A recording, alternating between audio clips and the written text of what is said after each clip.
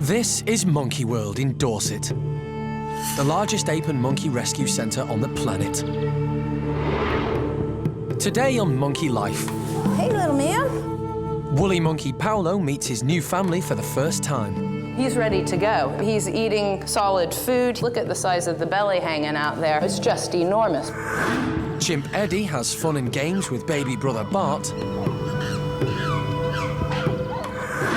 And emotions run high when Mad Max the marmoset arrives at the park. But that's what I'm saying to you. I don't want to fall out with it. I'm only here for him. You know what I'm saying?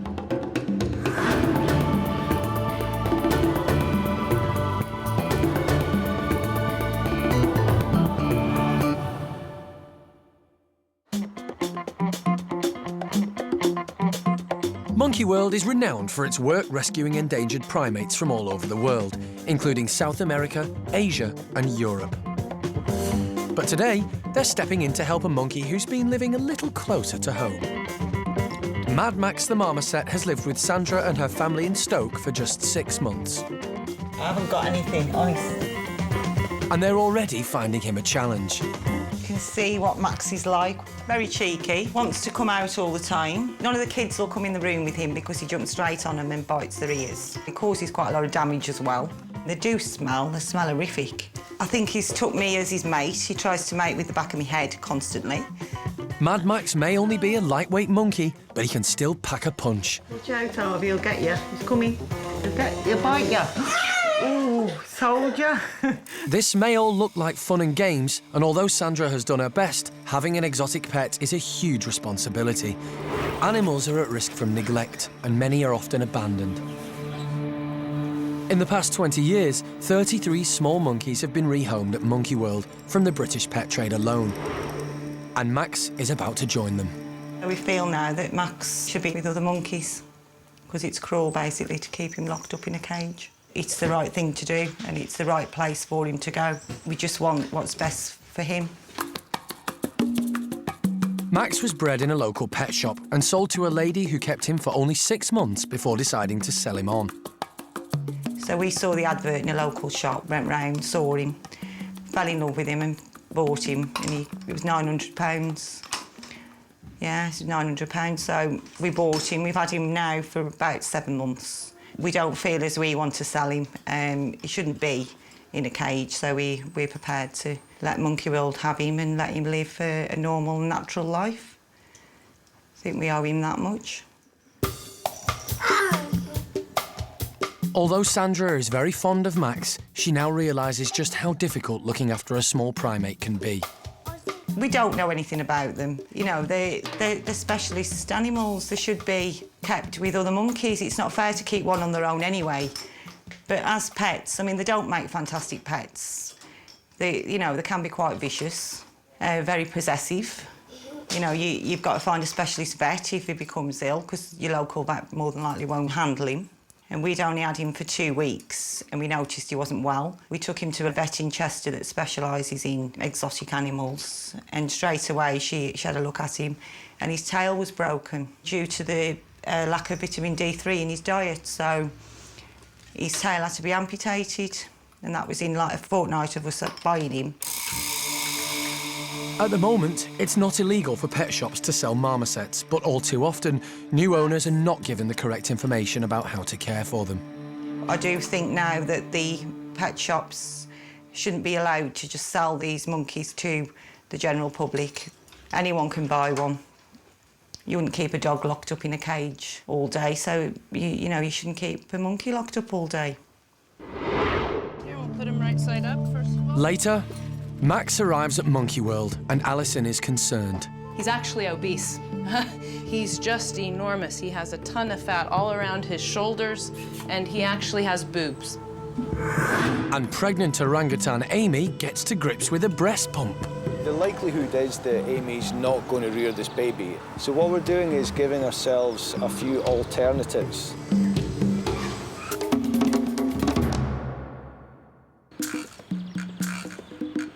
Over in Paddy's chimp troop, 16-month-old baby Bart is being babysat by the rest of the group, whilst Mum Susie takes the morning off. He's loving his newfound freedom and is hitching a ride from anyone that will carry him.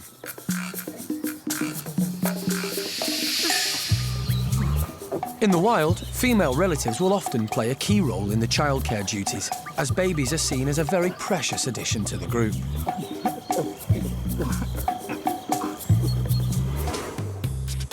Like human babies, Bart craves attention and contact and loves it when the female chimps mother him.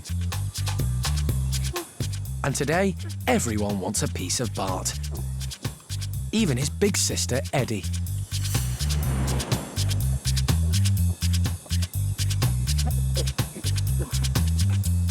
Siblings often take over parenting if a young chimp is orphaned or separated from mum.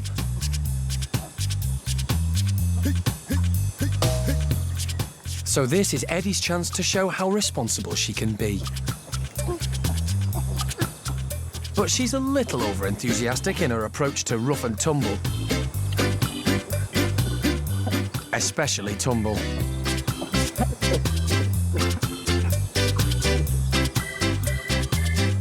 Susie's keeping an eye out as Eddi moves on to the next stage of her babysitting operation. Climbing high up on the frames with her little brother clinging onto her. It looks like Susie's morning off is over. Time for Mum to step in.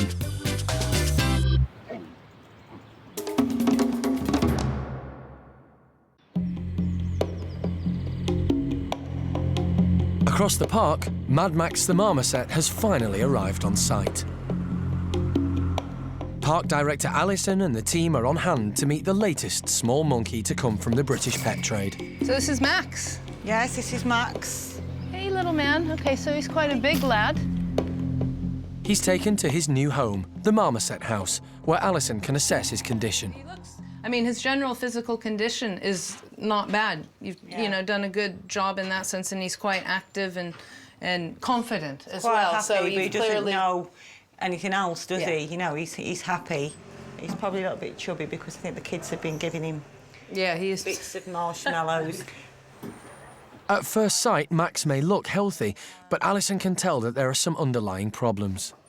The owners were concerned about his nutrition, and if anything, they thought he might be sort of underweight and not eating so well.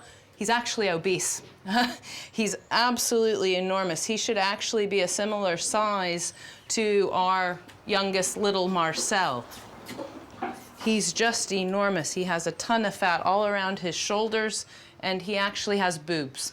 So that's just all excess body weight. The signs tell Alison that one-year-old Max has had a difficult start in life.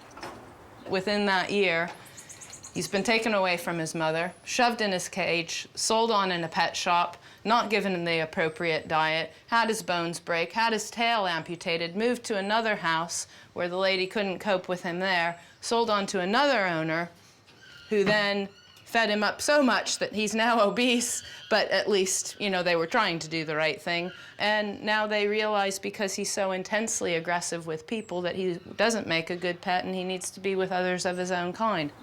Sandra and her family have looked after Max with the best intentions, but it's time for Alison to deliver some home truths.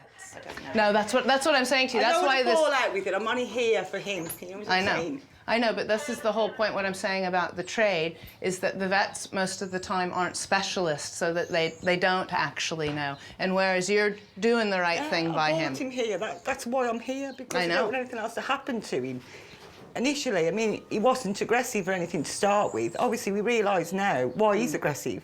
He wants out, you know. Yeah.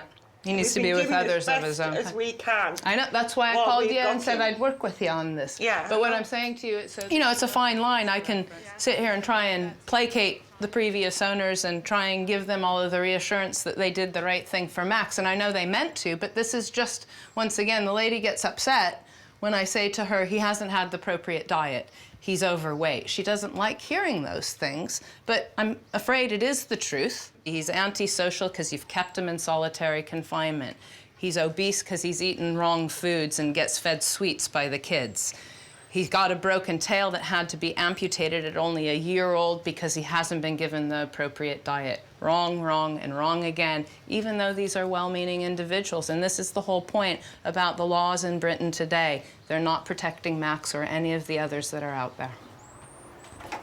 I'll be the first person to admit we're just ignorant to, you know, it's a pet, and you think initially that it's fine, you know, we can look after it, but at the end of the day, we can't. We don't know nothing about them, and it's cruel.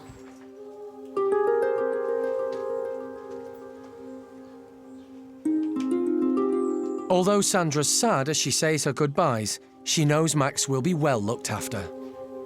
Loads happier. I think we've done the right thing, definitely. I think it's a fantastic place, and I think he'll be happy.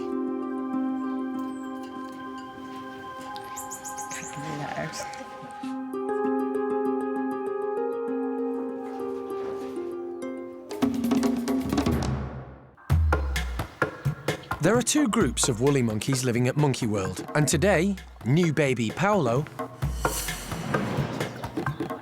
is going in with his new family for the very first time. Hey, little man. He looks very sleepy right now. Those little eyes are dropping off. So, you know, this introduction might go so calmly and so smoothly because he just simply falls asleep, but we'll have to wait and see what happens here. Paulo is one of 5 woolly monkeys born at the park, but sadly he was rejected by his mother at birth and had to be hand-reared by Alison and Mike. That's what you wanted. At 3 months old, the team decided that Paulo was advanced enough to introduce him to his own kind. Look at this. He was allowed to spend time with his half-brother Julio, who was also hand-reared by Alison. Good boy. From the day he was born, he was far more advanced than Julio. And you have to remember that it wasn't until Julio's 7-month birthday that we started leaving him in with the woolly monkeys. So Paulo here is coming along quite a lot quicker. When I spend evenings with Paulo now, I only think that I'm holding him back.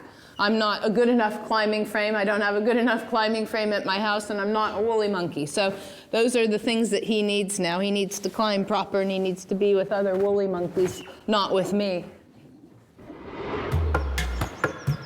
So today, at 4 months old, it's been decided that Paulo's ready to spend some time alone with the group that will eventually be his new family, Bueno's group. It's a great environment for Paulo to grow up in, as there are plenty of lively youngsters for him to learn from, including new baby Inca. She's only 3 months younger than Paulo and should make an ideal playmate. Yeah, so if you keep trying to encourage them. Back in the playroom, it's time for Paulo to meet the family. Hey, little man.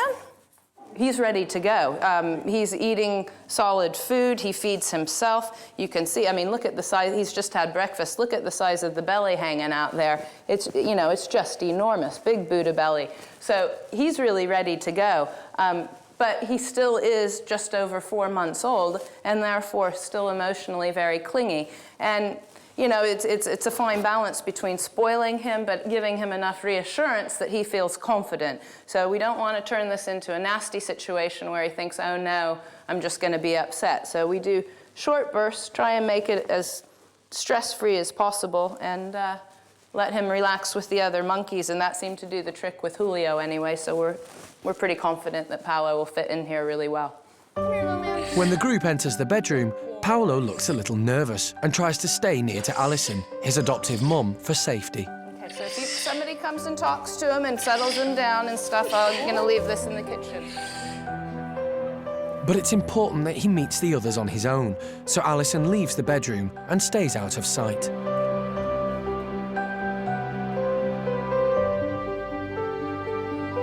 Left to his own devices, Paulo finally finds his confidence and begins to explore. Alison hopes that the other woolly monkeys will leave Paulo alone to get used to his surroundings. And it's looking good. They are far more interested in their lunch than their new visitor. It's a great start to the introduction, as too much attention from the other monkeys could intimidate baby Paulo and make him anxious.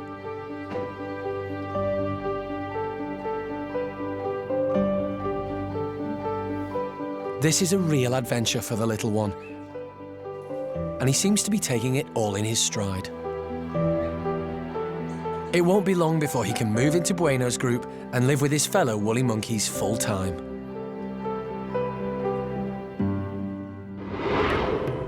Later, marshmallow-loving Max the marmoset gets to grips with a wriggly delicacy.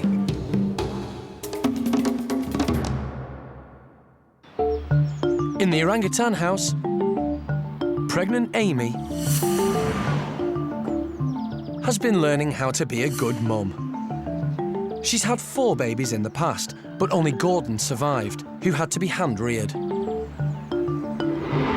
So, for the past few weeks, primate care staff have been getting Amy used to the idea of both handling and feeding a baby, using a toy monkey and a breast pump. The likelihood is that Amy's not going to rear this baby. Now, it would be brilliant if she proved us all wrong and just picked her up and started suckling it straight away, but that's pretty unlikely. So what we're doing is giving ourselves a few alternatives so that we can either express milk from her with the breast pump, or if she'll allow the baby to suckle, actually have the baby suckle from her through the little door we've cut in the mesh. She's become a lot more patient, more so with the pump than with the puppet baby, but what we're doing now is extending the time that we can keep it stuck on her nipple. In real terms, if the baby was having to suckle from her, it would need to stay on the nipple for quite a while. Same deal if we're actually using the breast pump to express milk from her, we need to be there for a while to express enough milk to make a bottle full or whatever. So we're gradually building up the time that she'll stay in the one position, and she's being pretty good with it. But like any pregnant mother, all this preparation and planning takes its toll, and Amy could do with a reliable birthing partner to help out. And that's where her old pal Jeremy steps in. What? Yeah, let me... I go in my pockets, you don't go in my pockets. Just... there, that's what you wanted. All I'm doing really is just getting her used to me being in here and just like hanging out rather than doing anything specific. Actually, one thing she does like, and of course you don't want to spend all your time just feeding her, one thing she does like is neck and back massages. So this is something that, are you ready? This is something that isn't going to make her fat, but it is at getting the contact, which might help. But if you do this for long enough, she can go quite silly and beanie. She goes like a beanie doll on me. But Amy has an ulterior motive for letting Jeremy get close to her. But I've got no more. There's nothing else. Oh, actually, there is. Look what I just found in my pocket. A little Amy treat. That is the last one. Amy loves her food, and now that she's eating for 2, she's allowed to be greedy. Amy doesn't need an excuse to eat more. Amy's just an eating factory. It's what Amy's do, they just eat. You okay, Poppet? Is that enough? Can I go now? I'm going. Jeremy will continue to spend time with Amy over the coming weeks, Is that all right with you? so that when she finally gives birth, he can be there if she needs him.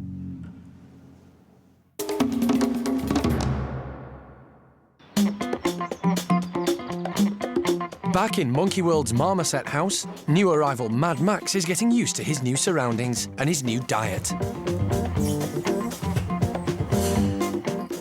Max ran riot in his previous home in Stoke, chewing the furniture and sharing the children's sweets and treats.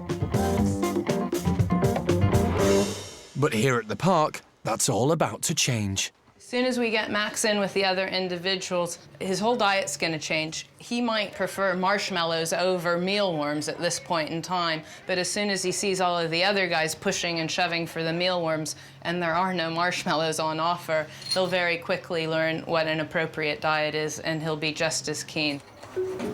So today, he's being given a meal more suited to a marmoset: stick insects. It's unlikely that he's ever eaten a live insect before, and the staff are unsure how he'll react. But they needn't have worried. He's instantly reverted to his natural instincts and can't wait to get his hands on the fascinating feast. And the fact that this snack wriggles from time to time just makes it more interesting.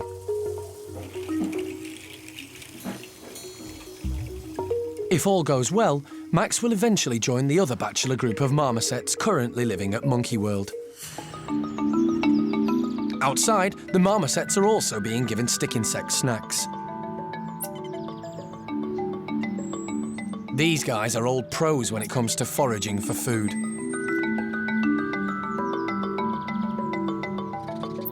Marmosets are omnivores and spend half their day searching for fruits, nectar and animal prey, like spiders and insects, which make up an important source of protein in their diet. They also have excellent eyesight, which makes them good at detecting camouflage prey amongst the trees. These two are experts at finding their food and quickly polish off the lot.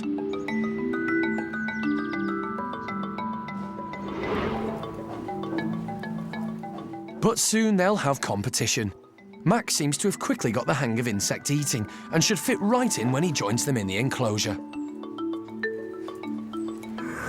Next time, it's a day of introductions, as Mad Max the Marmoset meets his new housemates. As he's never lived with any other marmosets, he might be very aggressive or frightened. Chimps Ben and Pip are in shock after another meeting with alpha male Henania. Yeah. What happened? Who put that big monkey in here, for goodness sake? And baby Bart enjoys his first taste of honey.